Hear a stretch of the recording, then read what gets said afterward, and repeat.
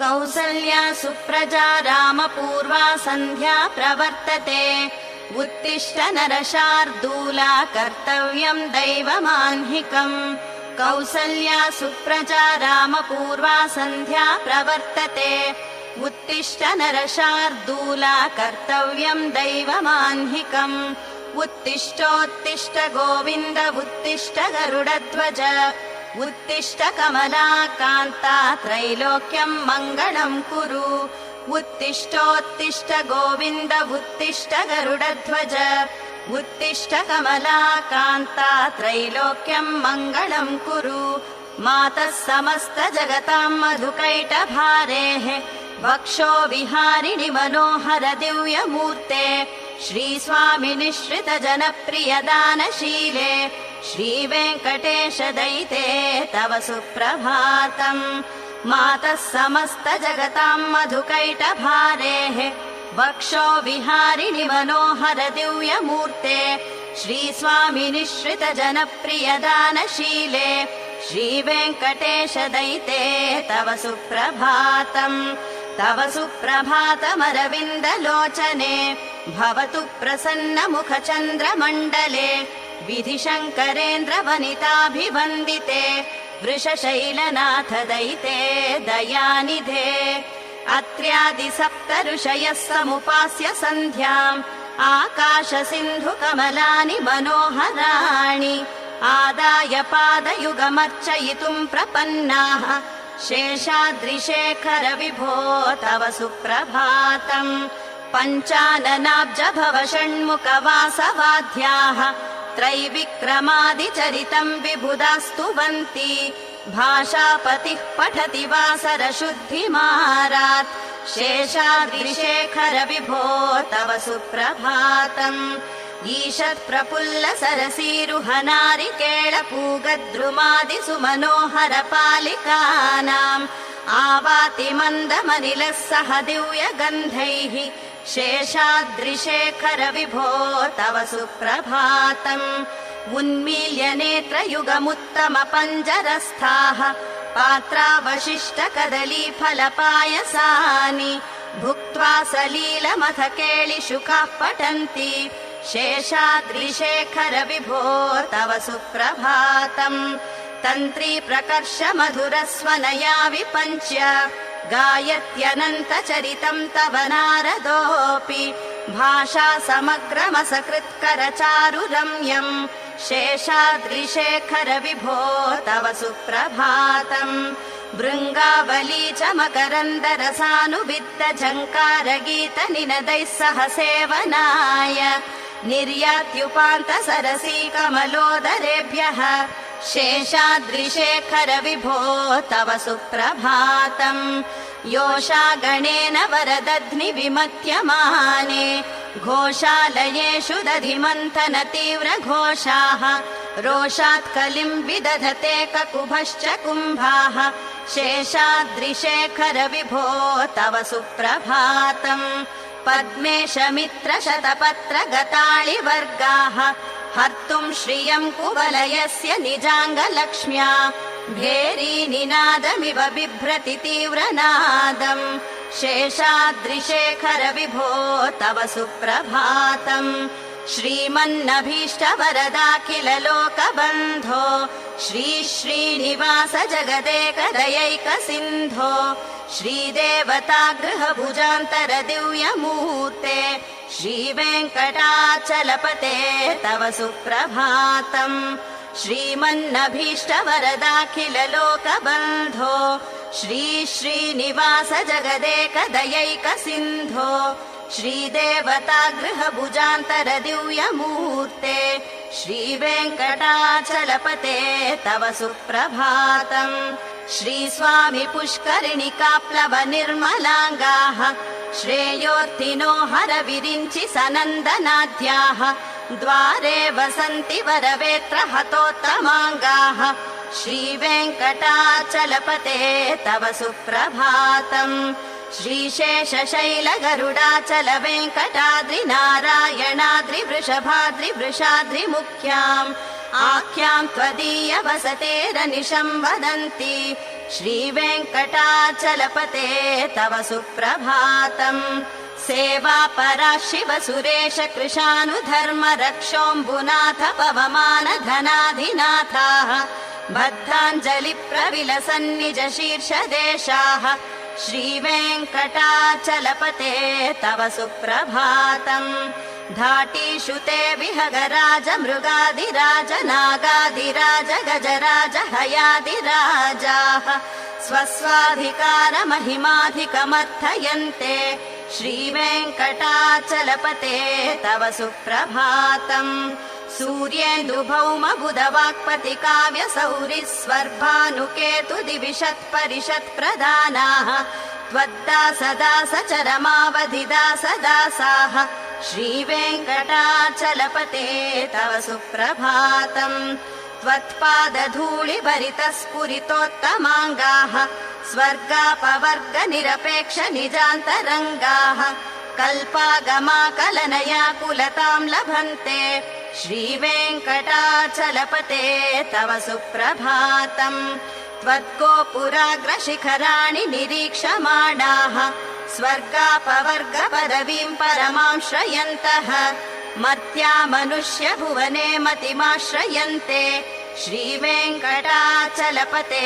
तव सुप्रभातम् श्रीभूमिनायक दयादिगुणामृताब्धे देवादिदेव जगदेक शरण्यमूर्ते श्रीमन्ननन्त गरुडादिभिरर्चिताङ्घ्रे श्रीवेङ्कटाचलपते तव सुप्रभातम् श्रीपद्मनाभ पुरुषोत्तम वासुदेव वैकुण्ठ माधव जनार्दन चक्रपाणे श्रीवत्स चिह्न शरणागत पारिजात श्रीवेङ्कटाचलपते तव सुप्रभातम् कन्दर्पदर्प हर सुन्दर दिव्यमूर्ते कान्ताकुचाम्बुरुह कुड्मललोल दृष्टे कल्याण निर्मल गुणाकर दिव्य कीर्ते श्रीवेङ्कटाचलपते तव सुप्रभातम् मीनाकृते कमठकोल नृसिंह वर्णिन् स्वामिन् परश्वत तपोधन रामचन्द्र शेषांश राम यदुनन्दन कल्कि रूप श्रीवेङ्कटाचलपते तव सुप्रभातम् ये लालवङ्ग घनसार सुगन्धि तीर्थम् दिव्यम् वियत्सरसि हेम घटेषु पूर्णम् धृत्वाद्य वैदिक शिखामणयः प्रहृष्टाः तिष्ठन्ति वेङ्कटपते तव सुप्रभातम् भास्वानुदेति विकचानि सरोरुहाणि सम्पूरयन्ति निनदैः ककुभो विहङ्गाः श्रीवैष्णवाः सततमर्थितमङ्गलास्ते धामाश्रयन्ति तव वेङ्कट सुप्रभातम् ब्रह्मादयः सुरवराः समहर्षयस्ते सन्तः सनन्दन मुखास्तव योगिवर्याः धामान्तिके तव हि मङ्गलवस्तु हस्ताः श्रीवेङ्कटाचलपते तव सुप्रभातम् लक्ष्मीनिवास निरवद्य गुणैक सिन्धो संसार सागर समुत्तरणैक सेतो वेदान्त वेद्य निज वैभव भक्त भोग्य श्रीवेङ्कटाचलपते तव सुप्रभातम् लक्ष्मीनिवास निरवद्य गुणैक सिन्धो संसार सागर समुत्तरणैक सेतो वेदान्त वेद्य निज वैभव भक्त भोग्य श्रीवेङ्कटाचलपते तव सुप्रभातम् इत्थं वृषाचलपतेरिह सुप्रभातम् ये मानवाः प्रतिदिनं पठितुं प्रवृत्ताः तेषां प्रभात समये स्मृतिरङ्गभाजाम् प्रज्ञां परार्थ सुलभां परमां प्रसूते इत्थं वृषाचलपतेरिह सुप्रभातम् ये मानवाः प्रतिदिनं पठितुं प्रवृत्ताः तेषां प्रभात समये स्मृतिरङ्गभाजाम् प्रज्ञां परार्थ सुलभां परमां प्रसूते कमलाकुचूचुक कुङ्कुमतो नियतारुणितातुलनीलतनो कमलायतलोचन लोकपते विजयी भव वेङ्कटशैलपते कमलाकुचूचुक कुङ्कुमतो नियतारुणितातुलनीलतनो कमलायतलोचन लोकपते विजयी भव वेङ्कटशैलपते स चतुर्मुख षण्मुख पञ्चमुख प्रमुखाखिल दैवतमौलिमणे शरणागत वत्सल शौर्यनिधे परिपालय मां वृषशैलपते अतिवेलतया तव दुर्विषहैरनुवेलकृतैरपराधशतैः भरितं त्वरितं वृषशैलपते परया कृपया परिपाहि हरे अधिवेङ्कटशैलमुदारमते जनताभिमताधिकदानरतात् परदेवतया गदितान्निगमै कमलादयितान्न परं कलये कलवेणुरवावशगोपवधूशतकोटिवृतात् स्मरकोटिसमात् प्रतिवल्लविकाभिमतात् सुखदात् वसुदेवसुतान्न परं कलये अभिराम गुणाकरदाशरथे जगदेकदनुद्धर धीरमते रघुनायक राम रमेश विभो वरदो भवदेव दया जलधे अवनीलनया कमनीयकरं रजनीकर चारुमुखाम्बुरुहम् रजनीचर राजतमो मिहिरं महनीयमहं रघुराममये सुमुखं सुहृदं सुलभं सुखदं स्वनुजं च सुखाय ममोघशरम् अपहाय रघुद्वहमन्यमहं न कथञ्चन कञ्चन जातु भजे विना वेङ्कटेशं ननाथो ननाथः सदा वेङ्कटेशं स्मरामि स्मरामि हरे वेङ्कटेश प्रसीद प्रसीद प्रियं वेङ्कटेश प्रयच्छ प्रयच्छ विना वेङ्कटेशं ननाथो ननाथः सदा वेङ्कटेशं स्मरामि स्मरामि हरे वेङ्कटेश प्रसीद प्रसीद प्रियं वेङ्कटेश प्रयच्छ प्रयच्छ अहं दूरतस्ते पदाम्बोजयुग्म प्रणामे च यागत्य सेवां करोमि सकृत्सेवया नित्यसेवाफलं त्वं प्रयच्छ प्रयच्छ प्रभो वेङ्कटेश अज्ञानिना दोषान् शेषान् विहितान् हरे क्षमस्वत्वं शेषशैलशिखामणे अज्ञानिना दोषान् शेषान् विहितान् हरे क्षमस्वत्वं शेषशैलशिखामणे ईशानां जगतोऽस्य वेङ्कटपते विष्णो परां प्रेयसीम् तद्वक्षस्थलनित्यवासरसिकां तत्क्षान्तिसंवर्धिनीम् पद्मालङ्कृतपाणिपल्लवयुगां पद्मासनस्थां श्रियम् वात्सल्यादिगुणोज्ज्वलां भगवतीं वन्दे जगन्मातरम् ईशानां जगतोऽस्य वेङ्कटपतेर्विष्णो परां प्रेयसीम् तद्वक्षस्थलनित्यवासरसिकां तत्क्षान्तिसंवर्धिनीम् पद्मालङ्कृतपाणिपल्लवयुगां पद्मासनस्थां श्रियम् वात्सल्यादिगुणोज्ज्वलां भगवतीं वन्दे जगन्मातरम् श्रीमन्कृपाजलनिधे कृत सर्वलोक सर्वज्ञ शक्तनत वत्सल सर्वशेषिन् स्वामिन् सुशील सुलभाश्रित पारिजात श्रीवेङ्कटेश चरणौ शरणं प्रपद्ये श्रीमन्कृपाजलनिधे कृत सर्वलोक सर्वज्ञ शक्तनत वत्सल सर्वशेषिन् स्वामिन् सुशील सुलभाश्रित पारिजात श्रीवेङ्कटेश चरणौ शरणं प्रपद्ये आनूपुरार्पित सुजात सुगन्धि पुष्प सौरभ्य सौरभकरौ समसन्निवेशौ सौम्यौ सदानुभवनेऽपि नवानुभाव्यौ श्रीवेङ्कटेश चरणौ शरणं प्रपद्ये सद्यो विकासि समुदित्वर सान्द्र राग सौरभ्य निर्भर सरोरुह साम्यवार्ताम् सम्यक्षु साहसपदेषु विलेखयन्तौ श्रीवेङ्कटेश चरणौ शरणं प्रपद्ये रेखामयध्वज सुधा कलशातपत्र वज्राङ्कुशाम्बुरुह कल्पकशङ्खचक्रैः भव्यैरलङ्कृततलौ परतत्त्वचिह्नैः श्रीवेङ्कटेश चरणौ शरणं प्रपद्ये ताम्रोदरद्युतिपराजित पद्मरागौ बाह्यैर्महोभिरविभूत महेन्द्रनीलौ उद्यन्नकांशुविरुदस्त शशाङ्कभासौ श्रीवेङ्कटेश चरणौ शरणं प्रपद्ये सप्रेमभीति कमलाकर पल्लवाभ्याम् संवाहनेऽपि सपदि क्लममाददानौ कान्ताववाङ्मनसगोचर सौकुमार्यौ श्रीवेङ्कटेश चरणौ शरणं प्रपद्ये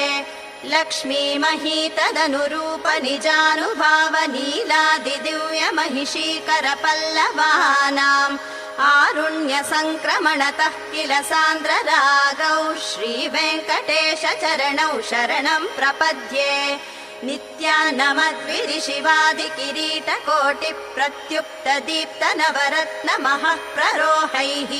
नीराजना विधिमुदारमुपाददानौ श्रीवेङ्कटेश चरणौ शरणं प्रपद्ये विष्णो पदे परम इत्युदित प्रशंसौ यौ मध्ववुत्स इति भोग्यतयाप्युपातौ भूयस्ततेति तव पाणितलप्रदिष्टौ श्रीवेङ्कटेश चरणौ शरणं प्रपद्ये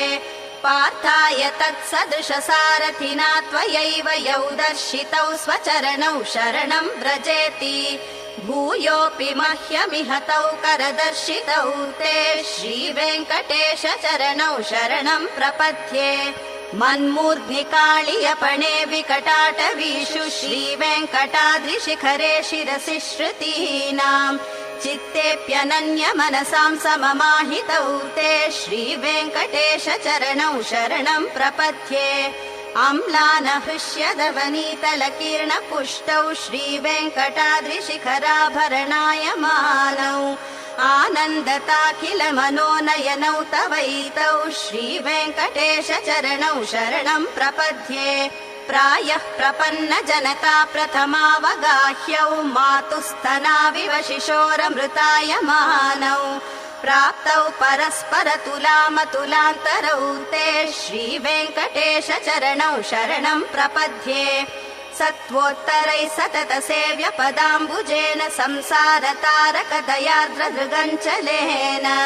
सौम्योपयन्तृमुनिना मम दर्शितौ ते श्रीवेङ्कटेश चरणौ शरणं प्रपद्ये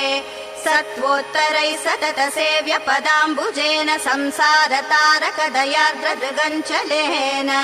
सौम्योपयन्तृमुनिना मम दर्शितौ ते श्रीवेङ्कटेश चरणौ शरणं प्रपद्ये श्रीशश्रिया घटिकया त्वदुपाय भावे प्राप्ये त्वयि स्वयमुपेयतया स्फुरन्त्या नित्याश्रिताय निरवद्य गुणाय तुभ्यं स्यां किङ्करो वृषगिरीश न जातु मह्यम् श्रीशश्रिया घटिकया त्वदुपाय भावे प्राप्ये त्वयि स्वयमुपेयतया स्फुरन्त्या